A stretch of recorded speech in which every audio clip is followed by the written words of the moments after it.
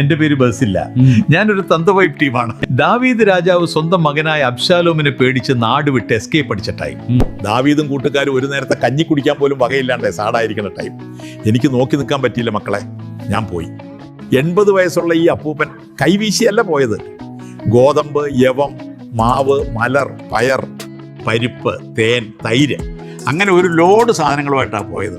അവർക്ക് വലിയ സന്തോഷമായി. പിന്നീട് ദാവീദ് മോൻ ജയിച്ച് തിരിച്ചു പോകുമ്പോൾ എന്നോട് കൂടെ കൊട്ടാരത്തിലേക്ക് വരാൻ പറഞ്ഞു. അപ്പൊ ഞാൻ എന്താ പറഞ്ഞെന്നറിയോ? 2 സാമുവേല് 19-ാം അധ്യായം 36 മുതൽ 37 വരെയുള്ള വാക്യങ്ങൾ. ഇത്ര വലിയ പ്രതിഫലം അടിയൻ അർഹിക്കുന്നില്ല.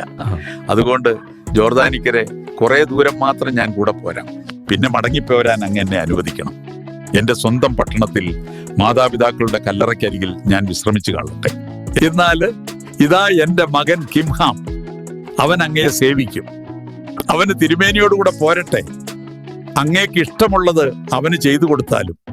കുഞ്ഞുമക്കളെ, നന്മയോട് കൂട്ടുകൂടാൻ ഒരു ചമ്മലും പാടില്ല.